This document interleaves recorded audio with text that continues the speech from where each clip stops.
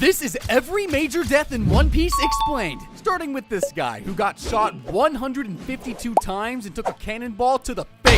You see, Whitebeard is the captain of the Whitebeard Pirates and is known as the strongest man in the world. But he would die a gruesome death trying to save his son from the world government. When Whitebeard went to Marineford to save Ace, it led to an all-out war between his pirate fleet and the Marines. Despite his age and being sick, Whitebeard was dominating the fight. But amidst the chaos of the war, Whitebeard was confronted by none other than Blackbeard, who was a member of the Whitebeard Pirates before he betrayed the crew and played a significant role in the capture of Ace. After Ace's death, an enraged Whitebeard turned his wrath towards Blackbeard, and the battle between the two pirates was intense and brutal. But after 152 bullets, 267 sword wounds, and 46 cannonballs, before dying, Whitebeard stood tall and announced to the world that the One Piece is real. Dang, that was a painful death. But if this next guy hadn't died, then One Piece would have never even existed.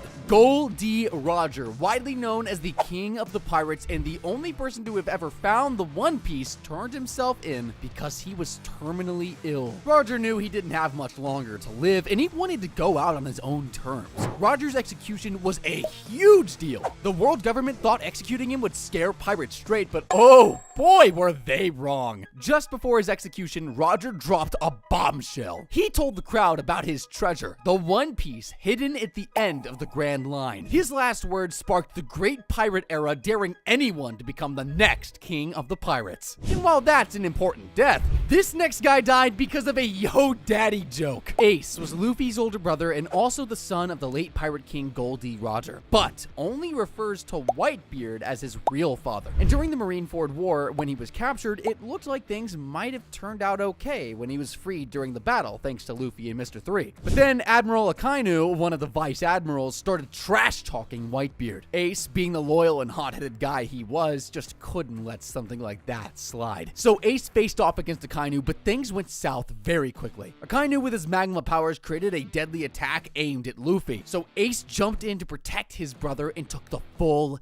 hit, which was fatal. Now that is a loyal family. Speaking of loyal, this woman gave birth 20 months past her due date to save her son. Portgas D. Rogue was in love with the Pirate King and was going to have his baby, but when he turned himself in, they wanted to make sure that none of his bloodline would survive, including his unborn child. Rogue knew the danger her child would be in if the Marines found out about his existence, so Rogue used her willpower to extend her pregnancy, holding Ace in her womb for an unbelievable 20 months, just to keep him safe from the world government's grasp. This was beyond extraordinary. However, this incredible feat came with a cost. Shortly after Ace was born, Rogue died. Her body couldn't withstand the strain of that extended pregnancy. Her last act was naming her son Gol D. Ace, but he later chose Portgas as his surname to honor his mother. Such a respectful death. And this next guy respectfully died for the survival of a whole country. Pedro was a warrior of the country Zou, but he would soon sacrifice his life for the new generation. The Straw Hats were in a tight spot on Whole Cake Island after rescuing Sanji and a copy of the Road Poneglyph. But things got super intense when they were trying to escape with Big Mom's crew hot on their heels. Pedro believed strongly in the Straw Hats, especially Luffy, who he saw as the coming of a new dawn. He knew his life was on borrowed time anyway due to previously losing 50 years of his lifespan to Big Mom. So, as the situation got desperate, Pedro saw an opportunity to give the Straw Hats the time they needed to escape. He confronted Perospero, one of Big Mom's strongest children, and ignited the explosives he strapped to his own body. The explosion was massive, taking out Perospero's arm and creating the chaos needed for the Straw Hats to make their escape.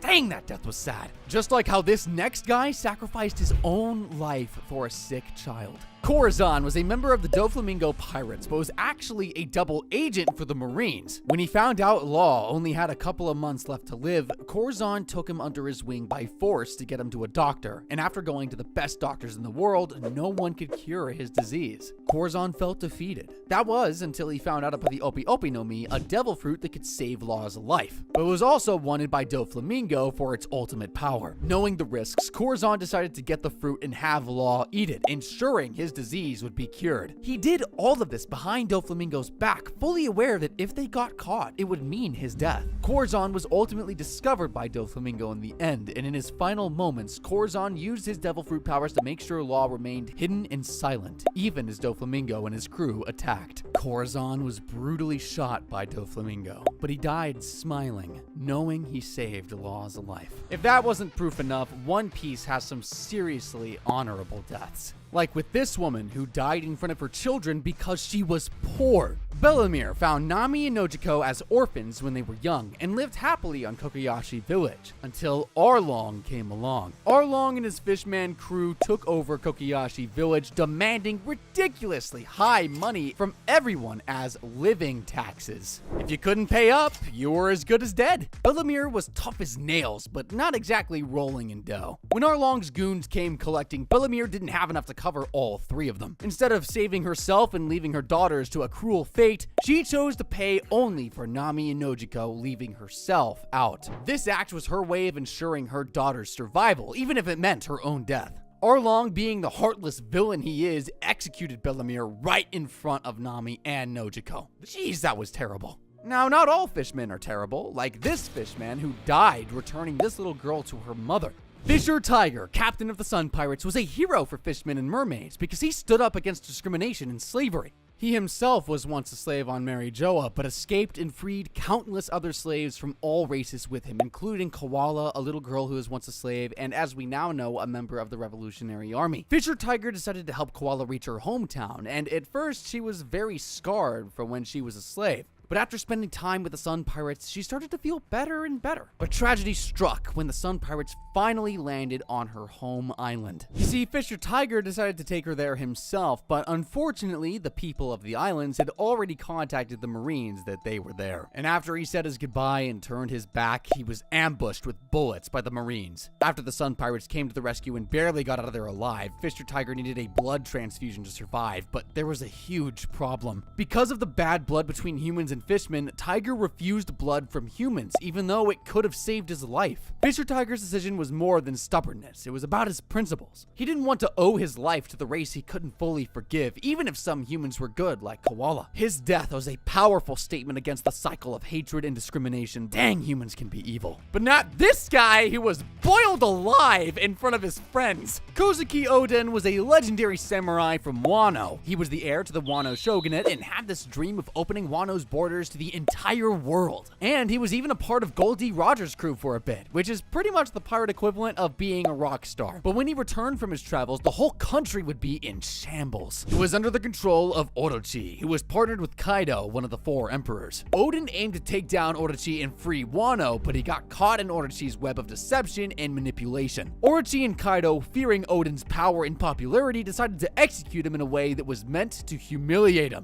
boiling him alive. But Oden, being the absolute legend he was, struck a deal. He would save his retainers if he could survive in the boiling pot for an hour. In an epic display of strength and love for his followers, Oden held his retainers above his head on a plank while standing in boiling oil. The dude lasted an incredible amount of time, proving his unmatched willpower and dedication to his people and their future. Even though Oden held up his end of the deal, Orochi and Kaido had no intention of playing fair. After Oden's hour was up, instead of releasing him, they just shot him. Oden used his final moments to entrust his dreams to his retainers, urging them to open Wano's borders and protect his family. But this guy died selling his soul to the world government. Spoiler alert for the Egghead arc. Bartholomew Kuma was originally known for being one of the 7 warlords of the sea, but Kuma wasn't just some random strong pirate, oh no. He had a lot more going on beneath the surface. Before he became the cyborg pacifista, Kuma was actually a big deal in the Revolutionary Army. But here's the thing, Kuma volunteered for the Pacifista Project run by the genius Dr. Vegapunk. This project turned Kuma into a cyborg, but the catch was he gradually lost his humanity, memories, and free will, turning him into a weapon for the Marines and the world government. But why would he do something like this? Well, it turns out that Bartholomew Kuma is Jewelry Bonnie's father, and she later discovered her father's memories on Egghead Island, and learned that Kuma was not her actual father, and agreed to become a cyborg to save her from a deadly disease. That's not even the worst part, though. The Egghead arc also sheds light on Kuma's past, and it turns out that he was once a slave.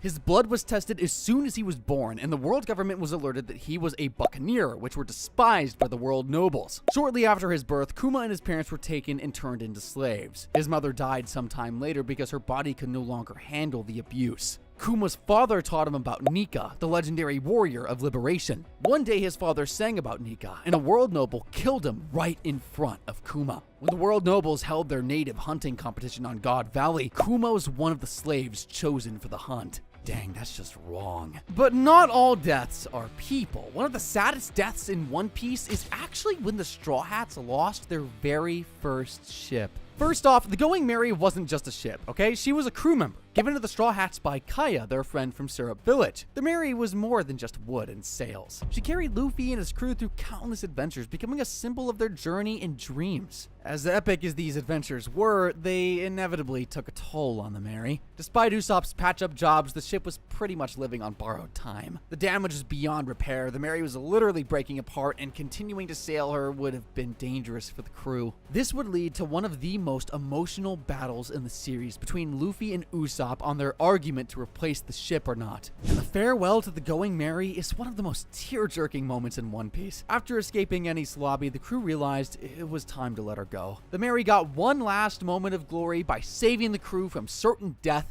showing she was more than just a ship. She had a soul. In a surreal and touching scene, the Merry spoke to the crew, thanking them for loving her. The crew gave her a Viking funeral, setting her aflame and letting her rest in the sea. It was a gut-wrenching goodbye, with every crew member and viewer feeling the loss very deeply. Before we get into the last one, make sure to subscribe for more anime content like this. This is one of the most major deaths in One Piece: the extermination of the Ohara Island. Ohara was an island in the West Blue, famous for its giant library and scholars. These folks were super into history, especially studying ancient texts called poneglyphs, which hold secrets about the world's forbidden history, including the mysterious Void Century. The world government was not cool with what the scholars of Ohara were up to. They were scared that the Oharans might uncover and spread the truth about the Void Century, a period of time that the government wants to keep hush-hush at all costs. So they labeled the study of poneglyphs illegal in Ohara as a threat to the entire world. The government decided to go extreme and issued a buster call on Ohara. This is basically a no-holds-barred military strike where a fleet of battleships and vice admirals attack, aiming to completely obliterate everything and everyone on the island. Their goal was to erase Ohara completely, its scholars, all their research, off the map, ensuring the secrets of the Void Century remained secrets. Despite the scholars' best efforts to save their work and the people trying to escape, the buster call was merciless. Ohara was decimated, buildings destroyed, and countless innocent lives lost.